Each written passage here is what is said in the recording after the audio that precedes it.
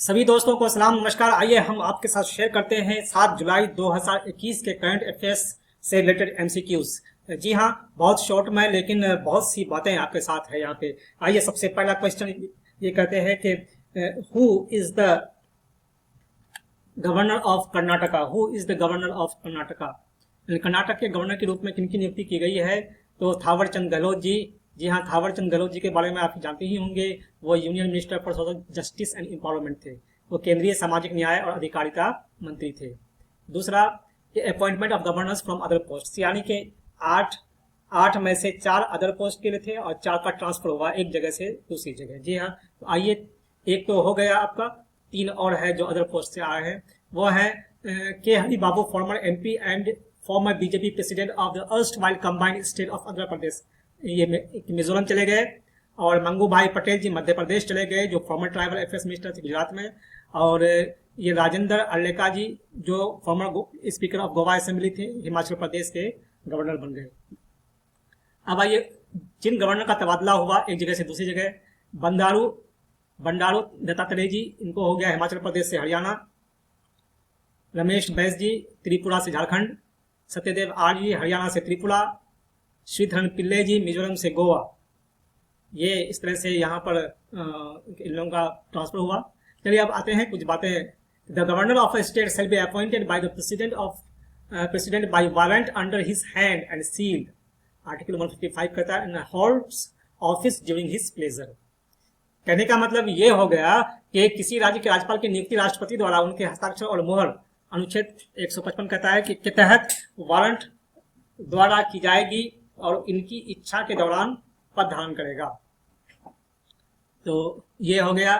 Next, 157 क्या कहता है कि a person to be eligible for the appointment of as governor should be citizen of India and has completed the age of 35 years and for a period of 5 years, यानी कि 5 साल के लिए 35 साल उनकी उम्र होनी चाहिए और सिटीजन ऑफ इंडिया होनी चाहिए। गवर्नर को जो पावर है ग्रांट पार्डन रिप्राइव्स के अंडर आर्टिकल 161 एटसेट्रा। जी हाँ। नेक्स्ट हम लोग आते हैं कि वो कौन सा नया मंत्रालय बनाया जाना है, या तो बन ही गया, यानी कि जब तक मैं इसको अपलोड कर रहा हूँ वो बन ही चुका है। और ये है ministry of cooperation with the aim of सहकार से समृद्धि, प्रॉस्पेरिटी विथ थ्रू कोऑपरेटिव्स, सहकारिता के माध्यम से समृद्धि के उद्देश्य से सहकारिता मंत्रालय, सहकार से समृद्धि। That is the new slogan, and we should come here. Which company or companies has or have partnered with the Harley Davidson to create a protective material for turbans that Sikh riders can use instead of helmets? यानी सिख लोगों को helmet के बदले जो turban पहनते हैं वो turban, वैसा टर्बन तैयार किया जाए जो कि प्रोटेक्टिव हो। तो वो है Vic Bath and colleague Dam Cummings at Zulu Alpha Kilo, and advertising agency है कनाडा में। यह कनाडा के एक विज्ञापन एजेंसी जुलू अल्फा किलो में विक बाथ और सहयोगी डैम कमिंग्स, इन लोगों ने टाई अप किया है हार्ली डेविडसन के साथ। नेक्स्ट आते हैं हम लोग कि उसी में एक बात आई थी कि इसका कंपोजिशन क्या होगा जो टर्बन बनेंगे। तो एक क्वेश्चन की हमारी जरूरत पड़ गई, तो मैंने यहाँ पर क्वेश्चन बनाया, और ये कि does non Newtonian fluid follow Newton's laws of viscosity? क्या गैर न्यूटोनियन द्रव न्यूटन के वाष्पन के नियम का पालन करता है? तो इसका आंसर होगा नहीं।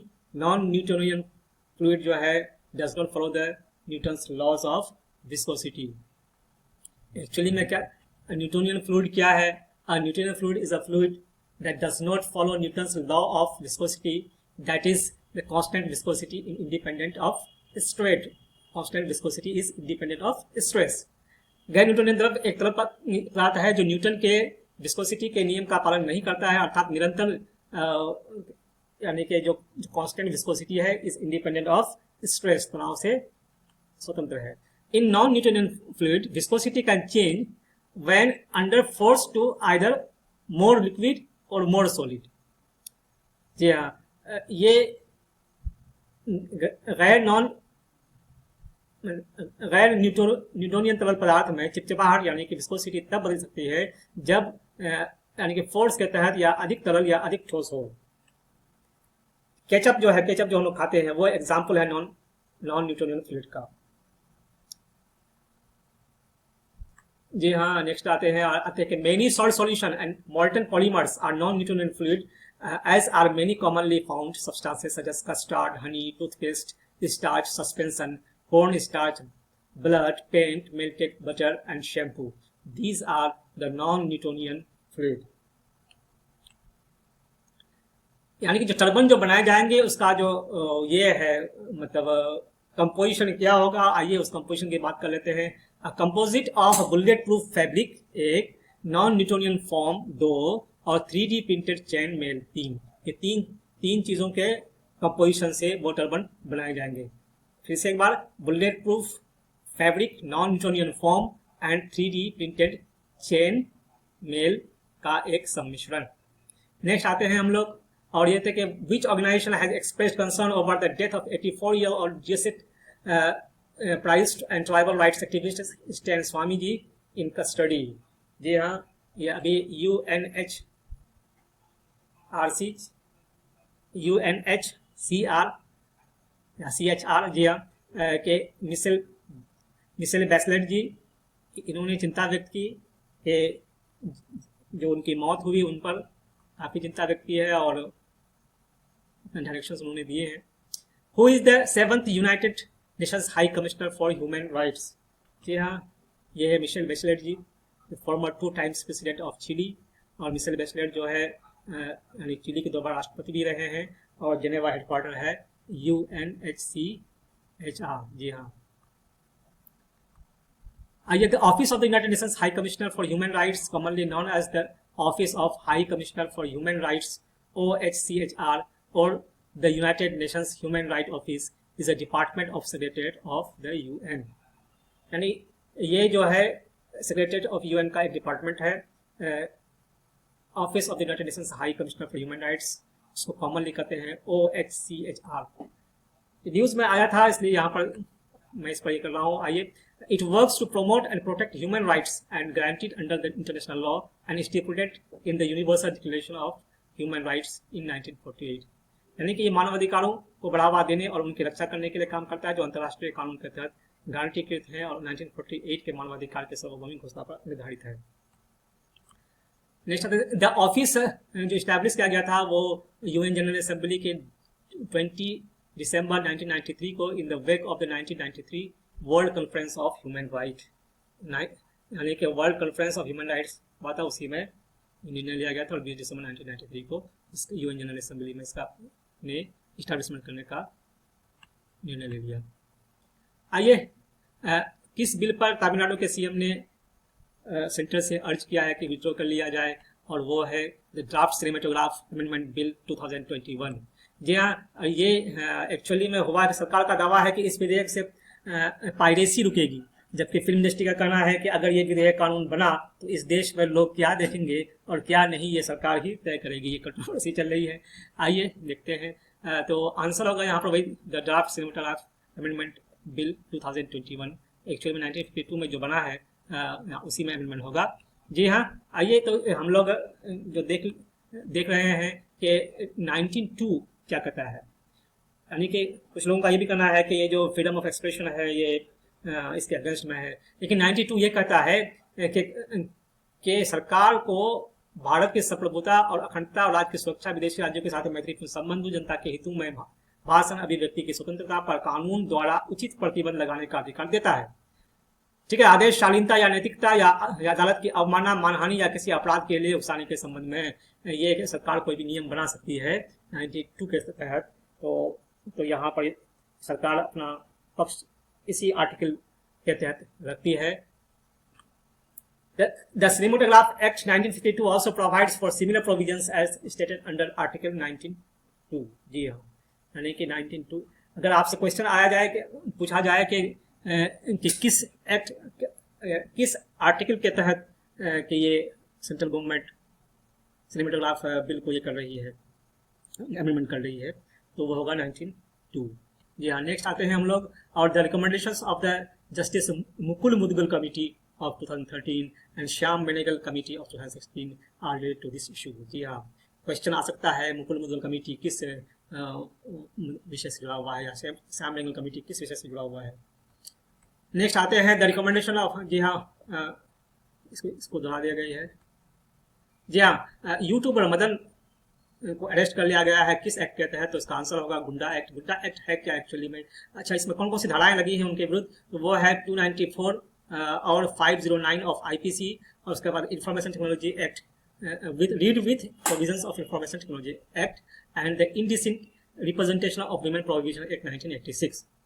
जी हाँ, और उसके बाद क्या हम लोग नेक्स्ट आते हैं पबजी के मालिक कौन है। जी हाँ, ये जो मदन जी थे ये पबजी को अनऑथराइज्ड वे में लाइव करते थे और इन पर कई आरोप लगे हैं। जी हाँ, पबजी के मालिक कौन है, तो आइए PUBG corporation a subsidiary of South Korean video game company है जिसका नाम है Blue Hole. Blue Hole company जो है, ब्लू होल कंपनी का ये सहायक कंपनी है पबजी कॉर्पोरेशन। जी हाँ, और इंडिया ने पबजी को बैन कर दिया है September 2, 2020 under section 69A of information technology act.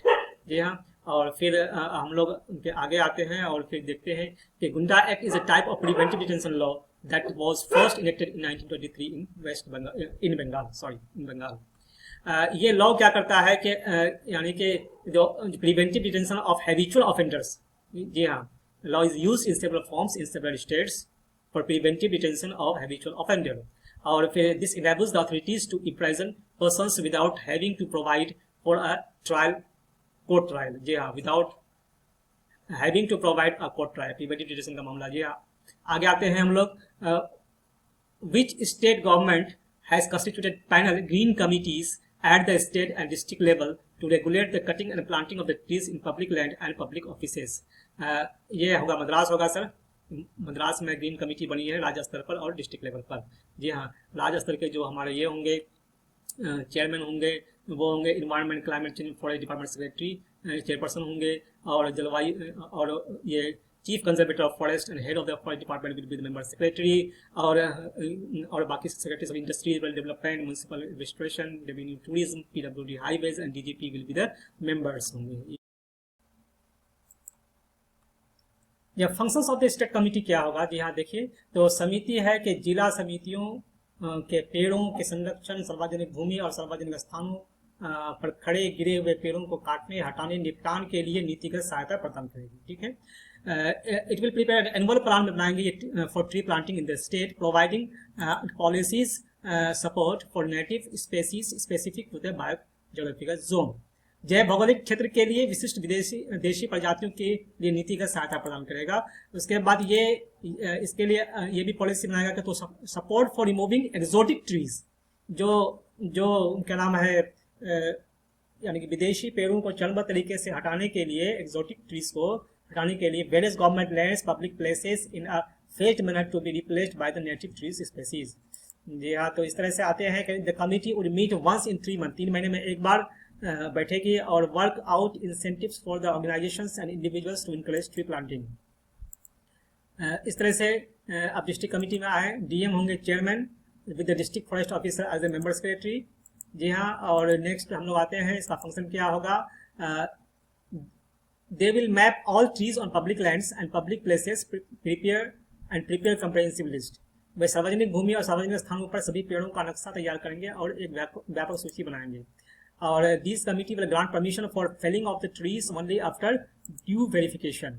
जी हाँ, जो पेड़ों की कटाई होगी अनुमति सत्यापन के बाद तो अनुमति दी जाएगी। और ये apart from taking care of the funds aspects, the committees will undertake annual plant of trees and mobilize self-help groups, farmers, youth organizations, members of civil society groups for setting up nurseries. Next आते हैं कि the proposed Kraikal Jaffna ferry service, a component of the Sagarmala program of the Ministry of Ports, Shippings and Waterways, is the destination to which port of the Jaffna?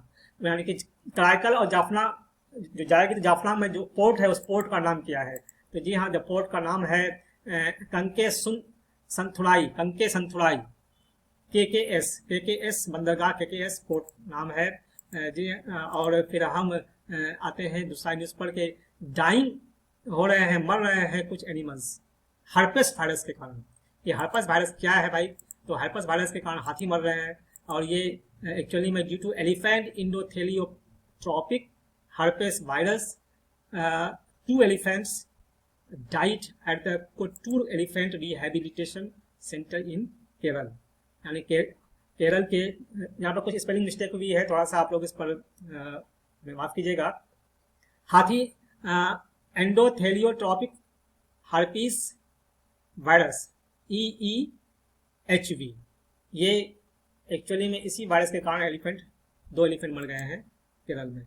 आइए ये बांध देख रहे हैं हम लोग, ये बांध है पोलावरम बांध डैम, जो हम इससे पहले भी एक बार डिस्कस कर चुके हैं। यहाँ पर पानी का रिसाव हो रहा है इसके अपर पार्ट में, जिसकी वजह से परेशानी आने की संभावना हो रही है। देखिए क्या होता है, इसको वो रिसाव को बंद करने की कोशिश की जा रही है।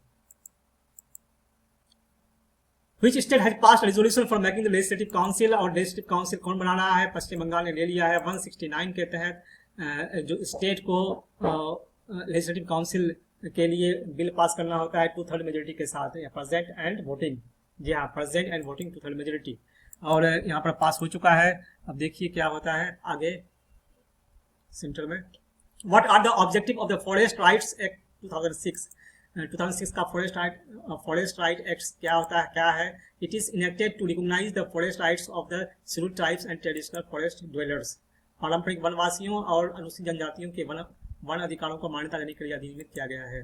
जी हाँ, इसका यह भी उद्देश्य है कि इन क्षेत्रों में रहने वाले अनुसूचित जनजातियों की संस्कृति की रक्षा करना भी है, और अधिनियम उन्हें व्यवसाय के अधिकार भी प्रदान करता है।